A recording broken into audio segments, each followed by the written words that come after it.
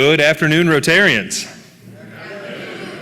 Welcome to our first October meeting. To start things off, we have the four-way test prayer and pledge led by Chad Cummings, followed by guest introductions from Rajesh Chokani, as well as a welcome back to a past member from Membership Chair Ross Burnett. A quick reminder as we get started for the meeting today, we ask that you silence your phones during the meeting.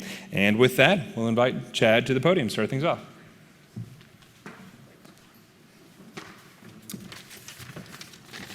If you will please join me in stating the four-way test. Of the things we think, say, or do, is it the truth? Is it fair to all concerned? Will it build goodwill and better friendships? Will it be beneficial to all concerned? Now please join me in saying the Pledge of Allegiance. I pledge allegiance to the flag of the United States of America and to the republic for which it stands, one nation, under God, indivisible, with liberty and justice for all. If you will please bow your heads. O God, the creator and preserver of all humankind, we humbly pray to you for all people everywhere. Thank you for the blessings you have bestowed on each of us. We ask you to show us how to use those blessings in your service. Keep us safe and healthy. Guide us to help those who suffer. Help us provide for our families. Guide us to share with those in need. Help us build and grow our community. Guide us to see that community is greater than our neighborhood or city, that everyone who draws breath is our brother or sister. Amen.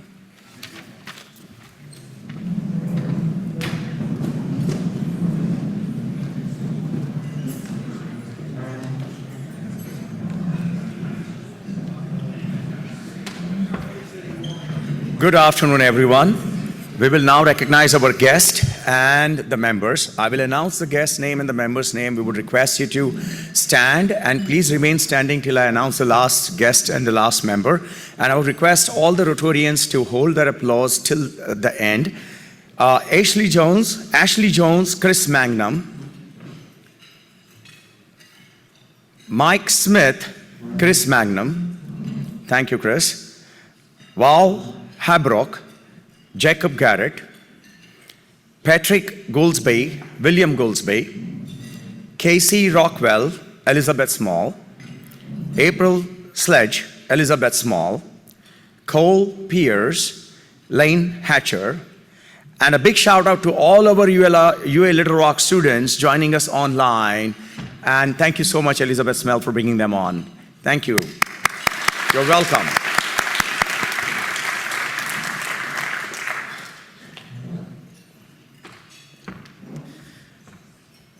Well, thank you, each and every one of you, for being here today. As a reminder, if you're a prospective member, let me know afterwards, and your lunch is on me. Well, isn't it a great day when we can welcome yet another new member, or should I say, rejoining member, to Club 99? Jane Johnson, come on up.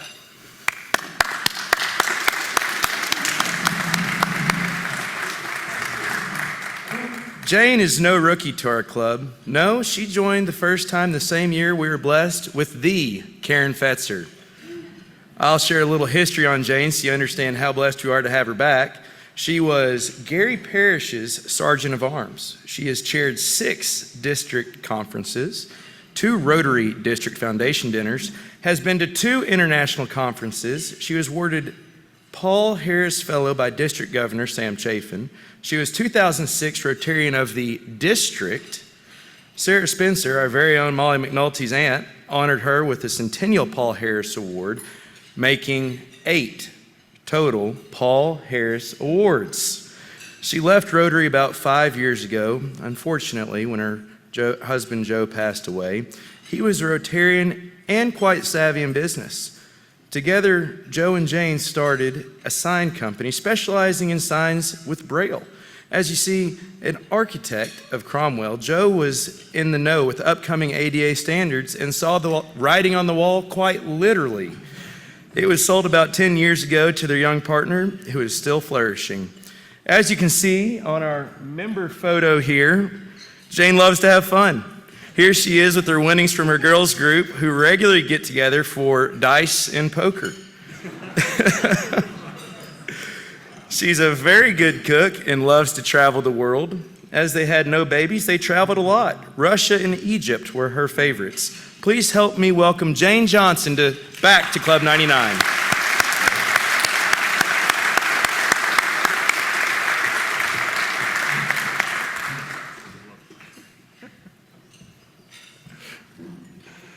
Welcome back to the Rotary family, Jane. We are so glad to have you back.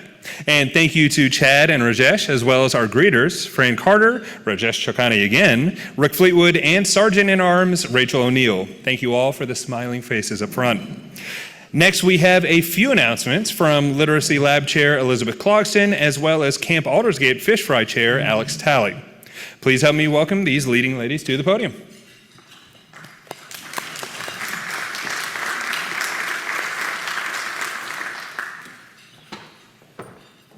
Thank you, President Jason. So our Gibbs Literacy program will officially start Monday, will be our first tutoring session.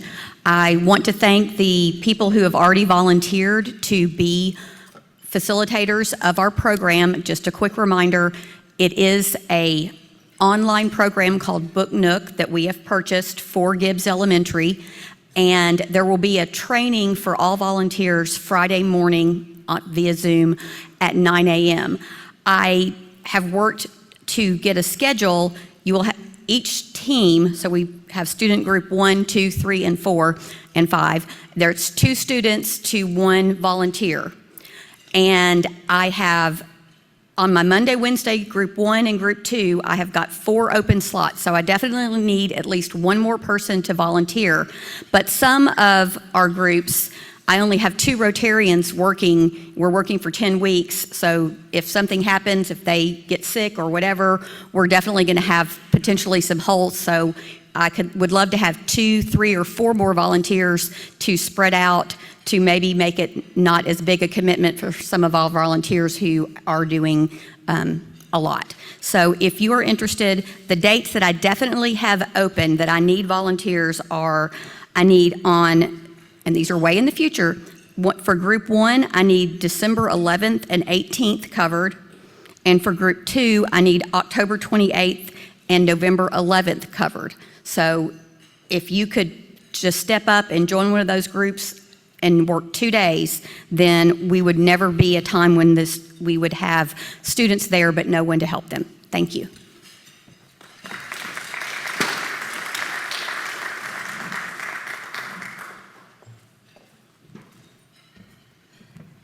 Good afternoon, Rotarians.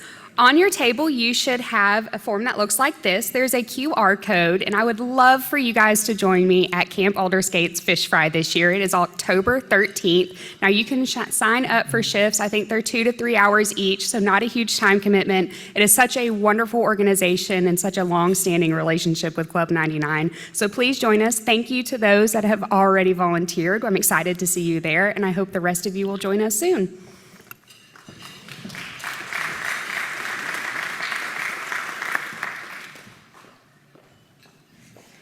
All right, thank you, Elizabeth and Alex.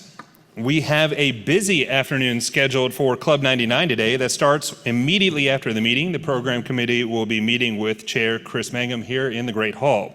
We also have our social this evening. Social Chair Laza has been working hard to make sure we have fun at the new ASO home just next door here that will be starting at 4:30 this evening. Thank you, Laza, and the social committee for coordinating.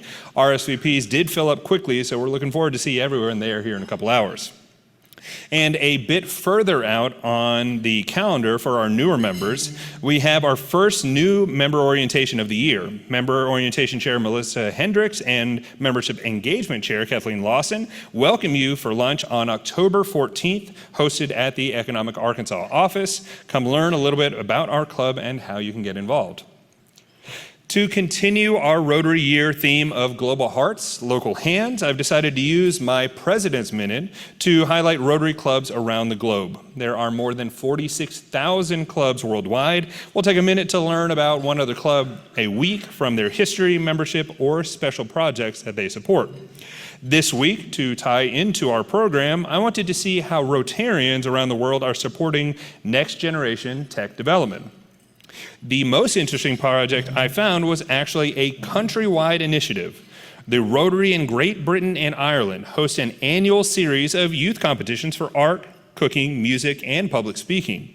They also host the RIBI Technology Tournament, a program open to all young people in the country.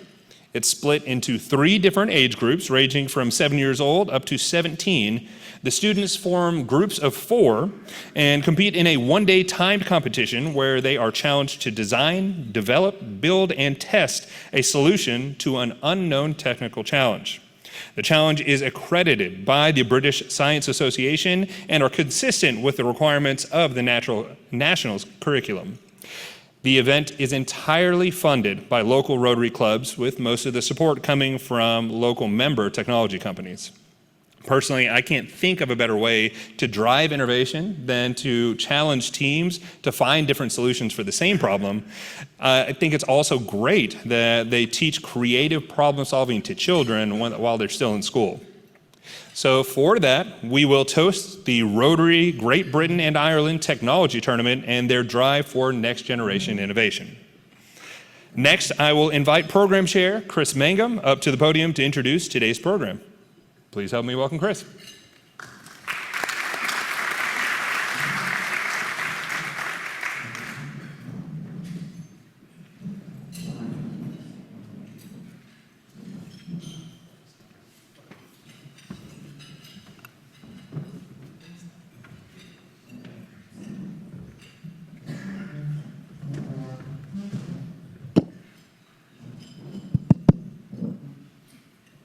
Thanks, everybody. So I'm a tech entrepreneur, and when I got to town a few years ago, most cities that are really doing anything progressive with entrepreneurship will have an organization that is helping entrepreneurs, and I thought Little Rock has to have one. So I checked in to the Venture Center, and they had some really great things going on, including a series of fintech accelerators and things that we're going to talk about today.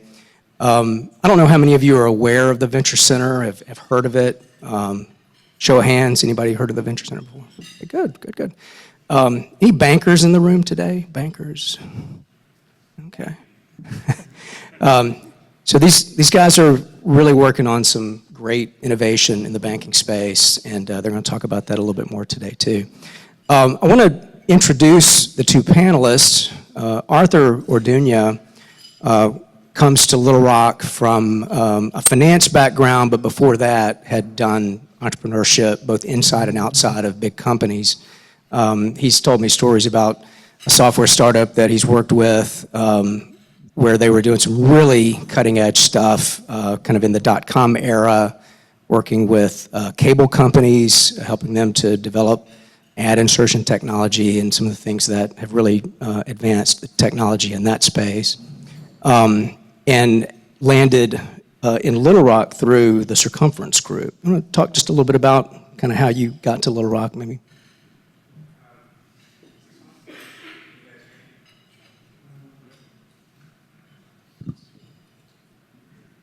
We'll trade. Well, first and foremost, thank you, Chris, for the invitation. Thank you to Rotary Club 99. It's a pleasure to be here. Thanks, Jason. And definitely see some friends and friends of the Venture Center out here, so thank you all. About 3 years ago, Jeff Fox at Circumference Group, I think a lot of you know him and are familiar with Circumference Group. He'd been on the board of directors of my last company where I worked, which was Avis Budget Group, where I was the Global Chief Innovation Officer. And he reached out to me, and one thing led to another. And I started working with him and with Chad Brown, who's here, with Circumference Group to look at early stage venture. Another thing led to another, and we had the opportunity to partner closely with the Venture Center. I was really fortunate and blessed to be able to join the team there. I still continue to do work with Circumference Group, but now am focused very heavily on working with my teammates like Ashley Jones, Chad, and obviously Daniel Schutte. I like working with people who are smarter than me, so I get surrounded by that every day. Cool. Daniel, one of the most interesting things I saw in your bio, and you and I talked about this a little bit last week, is that you've got a background in the music industry. So you want to talk about how you got from music to... To fintech? Yeah, to fintech. Yeah, that's a good question. On accident, right?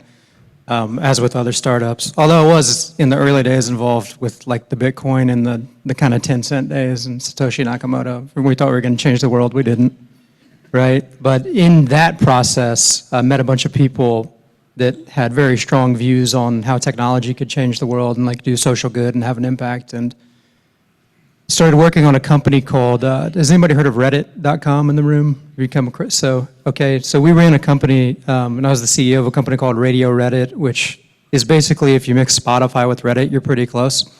Doesn't sound like much today, right? But it was a way for independent musicians to get their music out there, get heard by the Reddit audience, and we brought in kind of their user base, which was hundreds of millions of people at the time, and we had this big open source project, all under the guise or the actuality of we didn't like the music industry. It's kind of hard to come up and be successful as it's not talent that gets you there. Still the case, we didn't change the world, right? But we did get some exposure to a lot of people. We drove it. We had several million daily active users and kind of drove a lot of global awareness of musicians and music kind of coming up.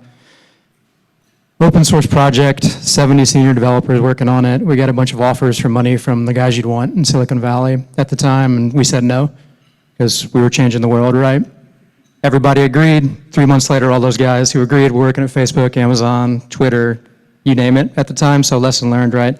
After that, started a boutique live music booking agency out of Nashville, Tennessee. I'm from Evansville, Indiana. Nobody's probably heard of it, the very bottom of Indiana. You've heard of it, there we go.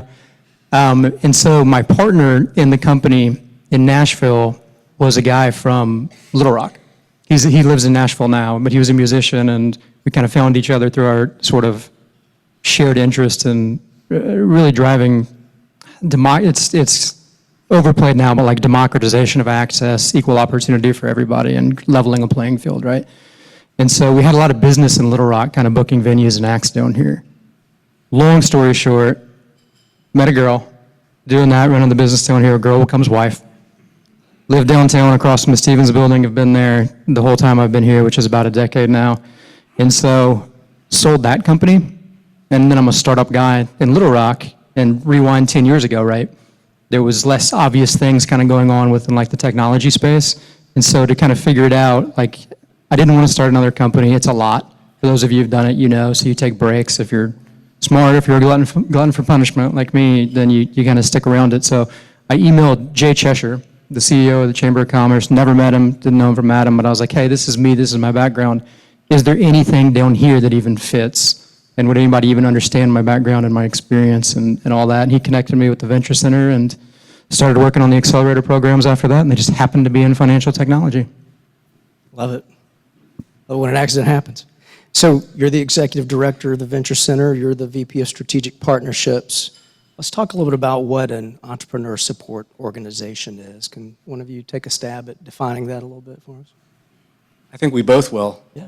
I'll start as the youngest and then, or the newest, and then Daniel can actually give you the real facts after that. But, so an entrepreneurial support organization, say that fast 10 times. It really comes down to this. What drew me to the Venture Center was its mission and its vision. And at the core of any ESO, I think, is a shared mission. Our mission is to help accelerate the success of founders, startup founders, small business owners, and corporate innovators. And we do that through a mixture of our programs, our platform, and our partnerships. And we have a vision of helping to raise the entrepreneurial level of success in Arkansas, not just to regional, but to national and maybe even global levels of success and leadership. We're a not-for-profit, 501c3, and as you heard from Daniel, we've been here well over a decade. When I was looking at the Venture Center from the perspective of Circumference Group, I was incredibly impressed by the alumnus, by the alumni, right? By the companies that were coming through the accelerators that Daniel and Ashley and the team we're conducting in fintech, but also really impressed by the level of support and the kind of feedback we were hearing from small business owners, from not just around Little Rock, but around the state. And now that I've been on the inside and I've been working with this great team and proud to call these folks my colleagues, I can say that the mission is everything on that. And what we've really been doing, I'd say, over the last year and a half, Ashley and Daniel, is being able to expand that mission and that vision to what the team is really wanting to do, which is how can we help as many entrepreneurs as possible? How can we focus on as many sectors and technologies and areas that are important to the economic benefit of the state of Arkansas? And that's something that, especially I think with what Daniel's doing with expanding our accelerators, beginning with the strength in fintech, but now Daniel and the team have been expanding that to different areas and different partnerships that are important to the state. Ashley and her team have been taking our successful programs, helping entrepreneurs and small businesses, and starting to expand that, a return to membership.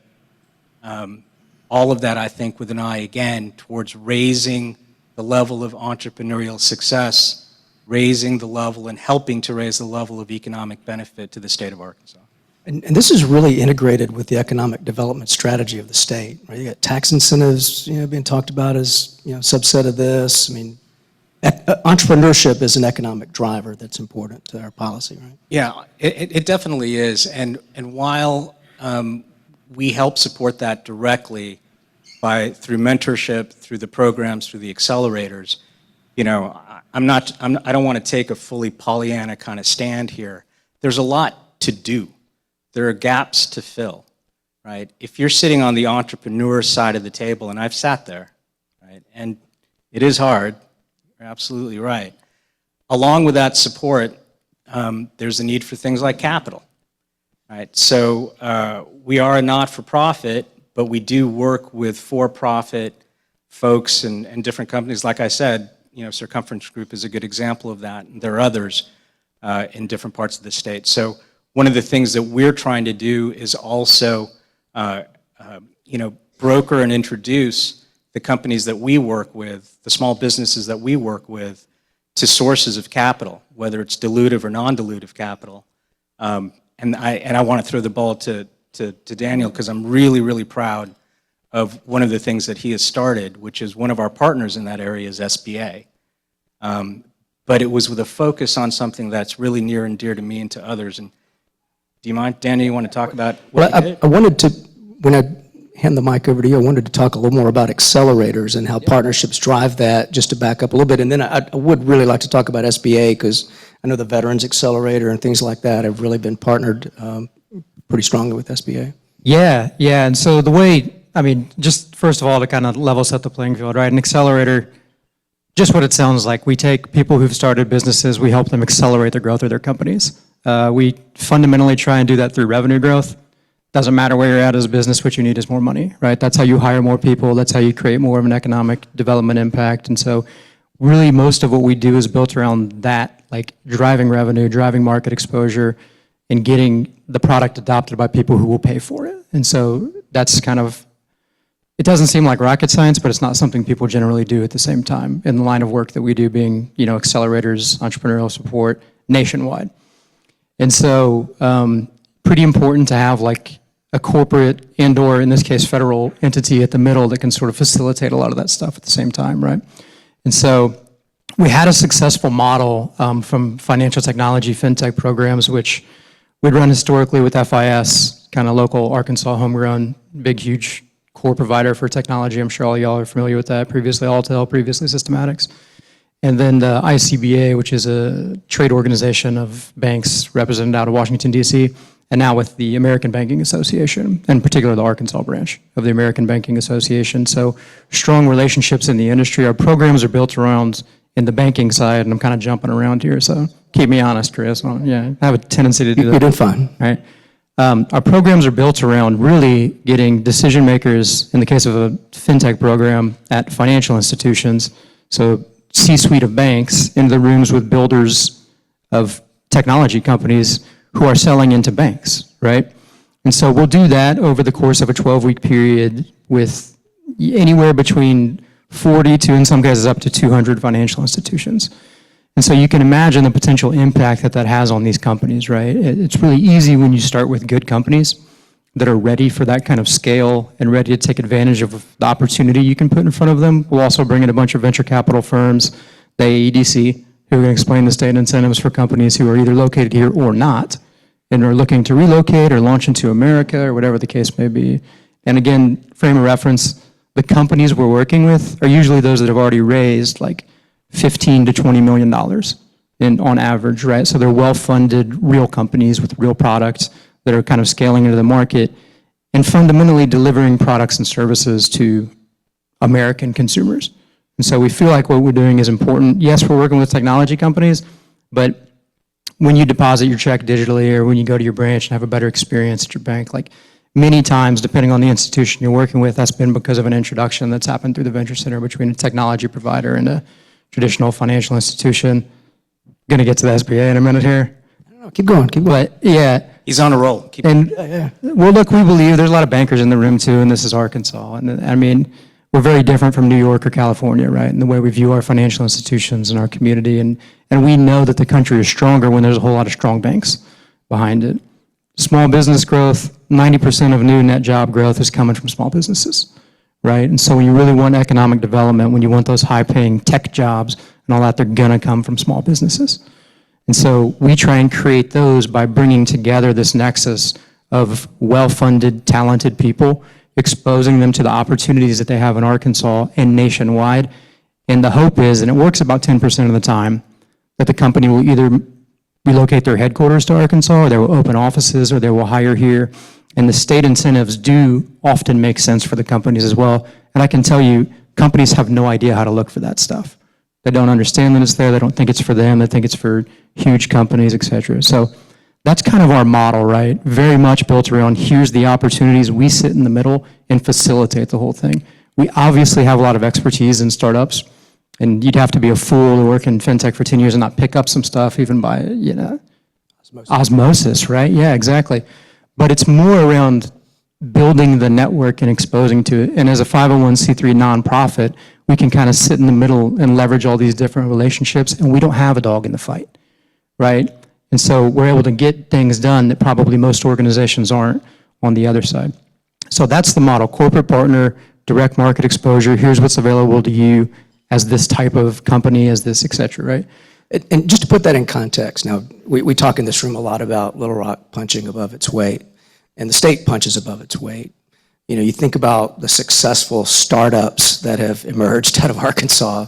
I mean, it's a pretty incredible story, but it took 40, 50 years. So by accelerating that process, by getting some of the lessons learned to entrepreneurs earlier, getting critical capital there at an earlier stage, you really speed up that process of growing more Walmarts or Tysons or Supply Pikes or folks like that, right? Yeah, you do. I think we've done the math on it, and in 3 months, we think we can approximate at least the product development, product market fit work of companies, meaning that they've built the right product for the right audience and know how to position it to the buyers of their product, right?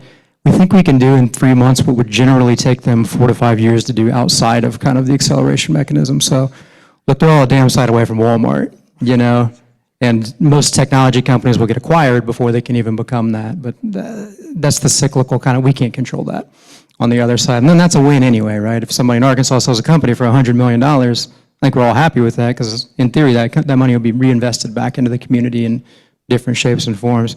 Do you want me to talk about the SBA that you asked about? Eventually, I want you to finish your bass solo first. Okay, so let's talk about the SBA and other accelerator programs. You want to do that? Good. Yeah, just quickly. And so that's the model, right?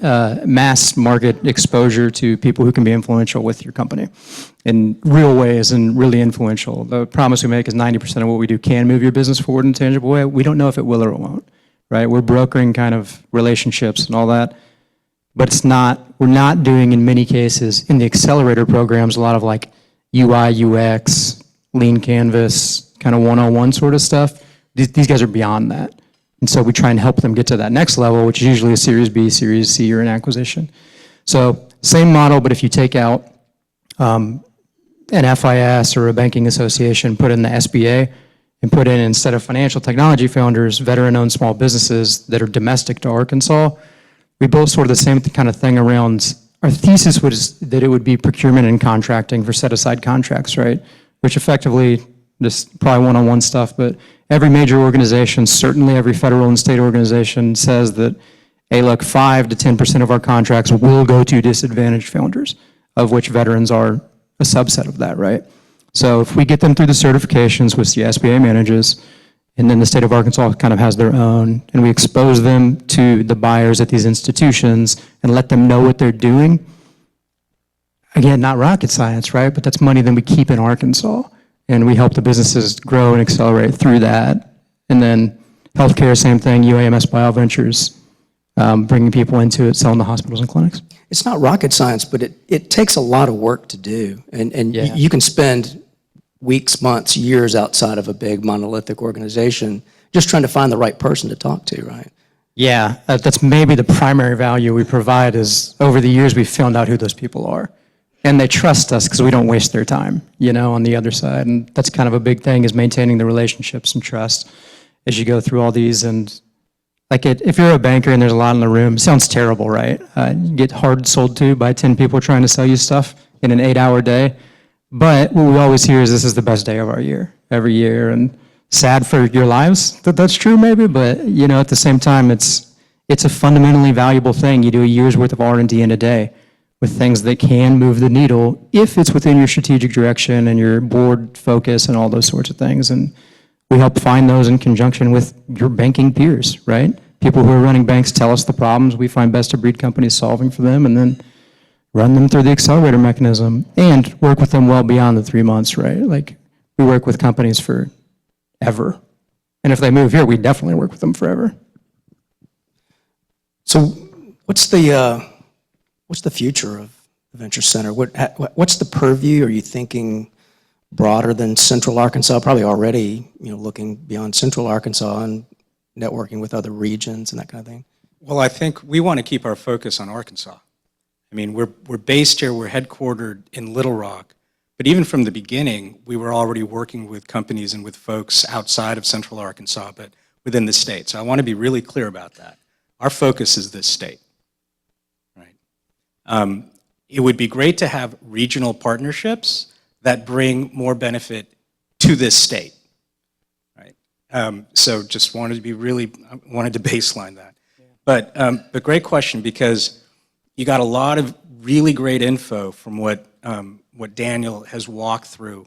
And this is work that he and the team and Ashley and the others have really just done amazing work over the last year and a half. So let me summarize that for you, because it is a view into what we want to do moving forward.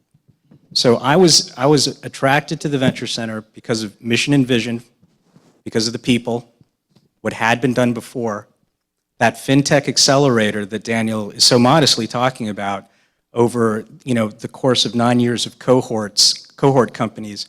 Those cumulative cohort companies have raised more than $2.5 billion in investment capital, with an average raise of $17.7 million per round. Right? That's real money, and that's coming from an Arkansas-based fintech accelerator. Right? And I'm incredibly excited by what Daniel and his team are doing now, which is we've had great associations with FIS. Love the FIS folks who are here in Little Rock especially, right? But we are very excited about our new partnership with the Arkansas Bankers Association.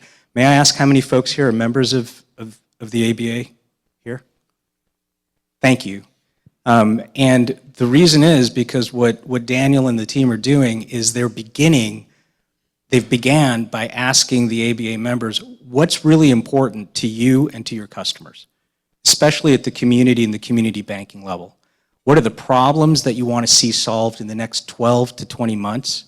What are the opportunities that you want to be able to take advantage of. And in both cases, that technology and technology solutions can help, right? So that focuses on, again, helping Arkansas banks, helping themselves and their customers, and then working side by side over the next 12 months with Daniel and his team to meet the 10 cohort companies that have been curated, and several of them are Arkansas-based, which we're really proud of as well. That model, like you've heard, we want to extend to other sectors that are important to the state of Arkansas.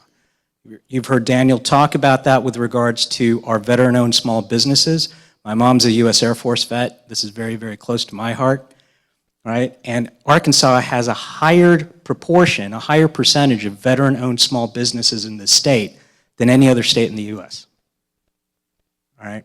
So helping those and honoring those who have served and who are now starting businesses or trying to accelerate an existing business, that's something we're incredibly proud of. It's the same model. Digital health and wellness and wellness and medicine in general is another important sector for the state. That's why our partnership with UAMS BioVentures with a new accelerator that Daniel and his team have done the first cohort of, and that's for socially and economically disadvantaged innovators who have started or are starting a new digital health and wellness business or service in the state of Arkansas. We just had our first cohort of that, and we're excited to do the second. And in terms of the future, and again, that was the same model. That is the same playbook. All right? We're not the subject matter experts per se. That's why we work with the subject matter experts, right? There are other areas that you all know are extremely important to the state of Arkansas, but I will say one that we have been working very closely on, and we're very proud. We'll actually use this as the first place to announce it. If you don't mind, Jason, a little breaking news. Same playbook, but I think you're all familiar with what's happening or what could be happening and hopefully will happen in Southwest Arkansas because of the Smackover formation. The current early stage investments and piloting that are being done by energy producers, led by relatively young companies like Standard Lithium and others who are relatively large, like ExxonMobil, and others who have been here and doing good work, like Albemarle, Lanxess, and obviously Tetra. We helped Secretary Hugh McDonald beginning last year along with others, and I'm sure some are here, we helped him pull together and host the Arkansas Lithium Summit that was held here in Little Rock in February. We were hoping to get about 100 to 150 people from around the marketplace so that we could trumpet the promise of the lithium industry here in Arkansas. We sold out 2 weeks before, and we were like between 800 and 900. That's great for an event. The really important thing here is that lithium, as you all know, is a critical mineral, not just for batteries, but if you take a macro step back, it's critical for our security. It's critical for our energy industry. And it's critical at the core because we need that supply chain independence away from China. All right? Be blunt about it. And so getting the producers to continue to invest, to build out and expand, we're sitting on anywhere between 10 to 15% of the world's reserves of lithium, which are now economically and environmentally available to us because of new technology. New tech. So what we are doing, and again, with the help of AEDC, of the Arkansas Economic Development Commission, Clinton O'Neill, a great guy, is the director of that, and they've been really supportive of all of our accelerators. With their help, and with the help of Standard Lithium and some of the other energy producers, we are going to be doing an Arkansas Lithium Technology Accelerator, leveraging the same model, focusing on 2025, focusing on the needs of the producers in Southwest Arkansas, beginning with their core set of problems and opportunities around mining, extraction, and refinement, which is the most upstream part of the EV battery lithium-ion supply chain. And with their help, curating world-class companies from around the country and from around the globe to bring them to Arkansas, to Southwest Arkansas, to Central Arkansas and Little Rock.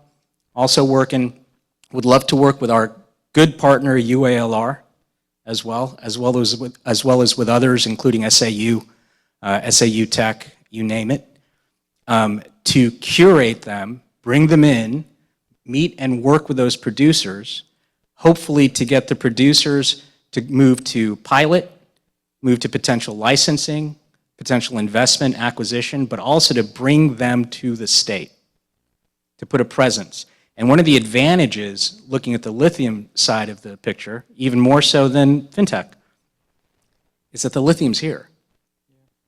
All right? So if you are a early stage or growth stage tech company on refinement, on mining extraction, on the new DLE technologies that are being used, you have no choice but to put a presence here if you want to work in the Smackover Formation.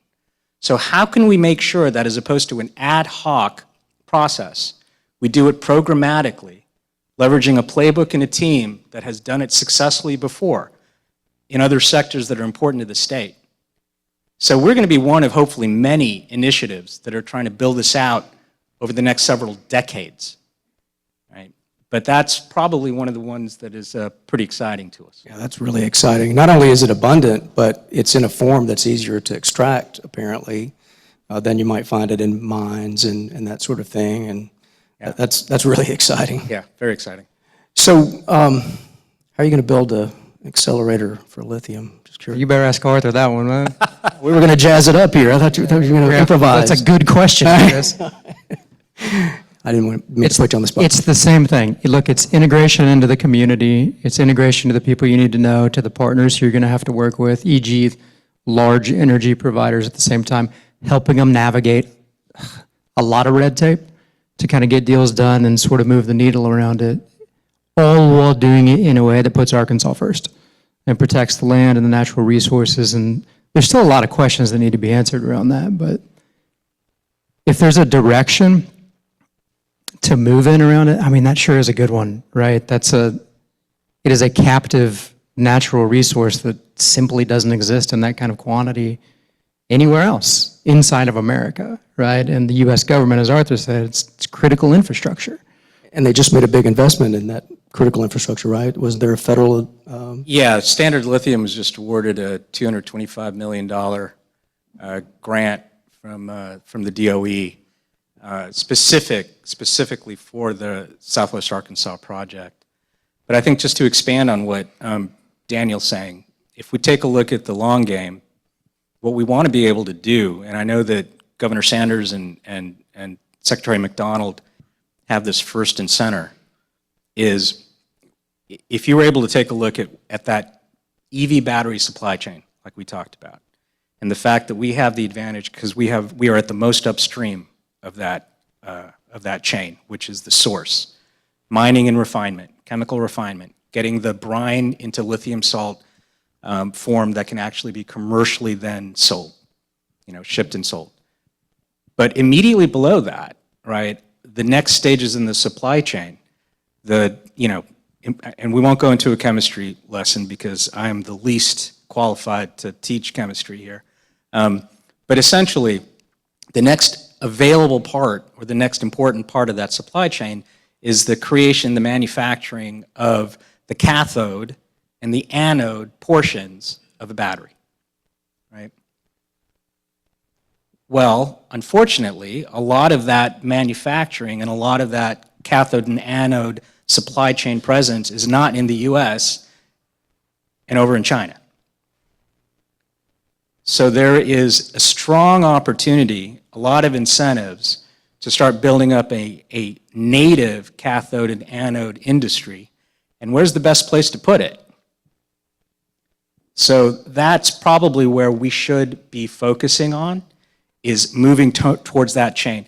There's already a lot of investment happening. I'm sure that a lot of you are tracking it in what's now starting to be called the battery belt, right, over in the Mid-South, right? There's investments in the Carolinas and Georgia. Our automotive OEMs are teaming up with large-scale manufacturers and technology companies from South Korea, from Taiwan, from foreign entities of concern, as I should say, and making those investments for further down the chain, for battery creation, right? But we can and should own the upstream and the midstream. So how do we do that, right? And that's going to take time. And what role can the Venture Center play? Well, we'll play the same role that we've been doing, for example, in fintech, and what we're now doing with veterans, and what we want to do with SETI Health startup founders, which is working with those lithium producers, working with the state, right, and working with Southwest Arkansas at the community level, with folks in El Dorado, Magnolia, in those counties like Ouachita, Columbia, Union, Lafayette, right, which we've gotten to know them very well, or getting to know them very well, right, over the last year. And identifying those specific opportunities that not only will support the mining and refinement, but can attract those down the chain entities and companies that can come here and plant their flag in the state. And the best way to start that is an accelerator, or one of the best ways to start that is an accelerator. Let's get the flywheel spinning. So exciting stuff. I know if we had more time, we'd keep going, but I know we need to go to Q&A and get ready to wrap up. But any questions for Arthur and Daniel? Hey guys, thank you so much. And so I've been hanging around the Venture Center, volunteer, mentor, some capacity off and on for 10 years, and see how far y'all have grown. What can we do to be participating in that with you to help you grow from a manpower standpoint? Ashley Jones is right here at this table. She is leading our mentorship and our membership program. That is a fantastic question. Thank you for that. At a high level, we would love to build out our mentors who are there to help support early stage companies, small business owners, et cetera. And I'm looking at a bunch of folks who have a ton of experience and obviously are showing commitment to this community. All right. So I think that would be the first greatest step, is to help on that. The other, just blatant, my role as executive director is to try to help my colleagues do the absolute best that they can, right? So and we are a not-for-profit, and we need, and we go after additional funding so that we can broaden our aperture to be able to help more companies, to help more startups, to help more, and expand into more areas to help the state of Arkansas. So we may be reaching out to some of you with true value propositions on how can we help expand and help more veteran-owned small businesses with the next cohort and the next cohort. How can we expand and help more SETI founders in digital health and some others, right? So, so my only ask there is just give us a listen. We'll make it worth your while, at least to listen about what it means to support the Venture Center with in-kind, most valuable resource, which is your time. And then if you feel like this is worthwhile and our mission and what we're trying to do specifically is also worth your sponsorship, then with your tax-deductible funding for our programs. So thank you. Any other questions? Not looking for a chemistry lesson, but can you tell us just a little bit more about what you mean by the anode and cathode stage? I was afraid someone was going to say that. Oh, man. All right. Well, at my dum-dum level, thank you, sir, for asking the question that I dreaded. If you were to look inside the battery of an EV, of an electric vehicle today, right, and the workings of it, or any battery, there's essentially, I've been told, 3 pieces, right? There's a cathode portion, there's something in the middle, and then there's anode portion on the other side. And the transfer of ions is what really creates and gives off the energy that's required from that battery in order to then power that Tesla. Do not use the auto drive feature. Please. Hands on the steering wheel, eyes on the road. if you're driving next to me in your Tesla. But the cathode portion, I've been told, is where there is a lot of focus on the current production. Lots of companies outside of the US that are focusing on cathode production. Smaller amount of companies, people keep me honest. If someone's out there who really knows this, you feel free to correct me. Smaller number of companies on the anode side. Economics is the reason for that. Higher revenue potential, higher margin side on the cathode, on the CAM side. A bit less on the anode side, smaller margin, but still necessity for both, right? And so the opportunity is, if we're actually serious as a country about energy supply chain independence, and remember, we're talking about batteries that are going to go not just into your consumer car, but if you take a look at commercial vehicles, if you take a look at where our defense is going, right? All kinds of vehicles. We're moving towards alternative fueled sources, right? Although I'm a personal believer that fossil will never go away, right? But you're going to see more and more need for these kinds of batteries. Lithium as a source, as part of the chemical mix, I was asking all of these dumb questions like, well, I've heard about this stuff like solid state. I've heard about sodium ion, all these alternatives. Isn't that going to make lithium, go away and be worthless? The fact of the matter is, solid state technology, which is where battery tech seems to be going in the midterm, which is exactly what it sounds like, more of a solid state if you open that up. The increased density of that battery actually needs more lithium, right? And when you think about it, I know a lot of you are in business, and some of you probably in manufacturing and processing type businesses, you know the power of incumbency. And we have an incumbent lithium-ion battery industry that is decades old, right? So new technologies that may seem disruptive will actually help grow, potentially, that incumbency. New technologies that are truly disruptive and don't require that kind of cocktail, that chemical cocktail mix, and sodium ion is one of those areas, will find opportunity, but will find it very difficult, and in my opinion, close to impossible, to radically and quickly displace an incumbent tech and an incumbent supply chain and manufacturing process.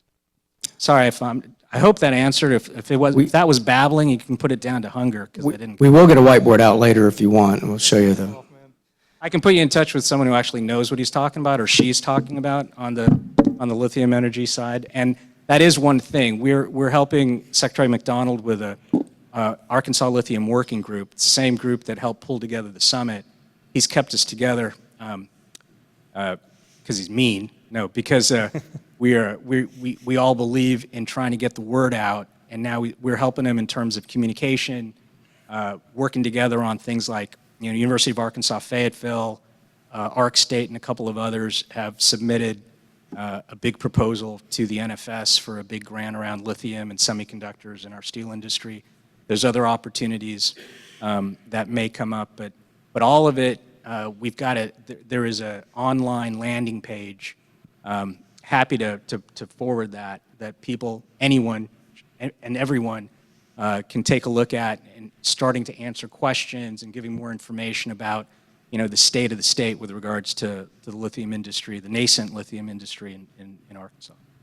Well, thanks, guys. Sorry, I didn't mean to turn this whole thing. No. Thanks for telling your story. I think that's a really big, important part of it, and I really appreciate you guys being here today. Thank y'all for having us.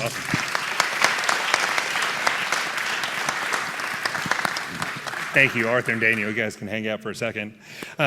Would love to hear about new things. Obviously, fintech has been an important part through the Venture Center, but learning about the importance of lithium as it affects our state is absolutely fantastic. So thank you for the breaking news. As a thank you to our presenters, we've commissioned local Arkansan Sage Holland, a master bead maker out of Mountain Home, Arkansas, to make a commemorative bead representing our Rotary Year theme of global hearts, local hands. Hopefully, it'll serve as a pleasant reminder of the time you spent with our club here.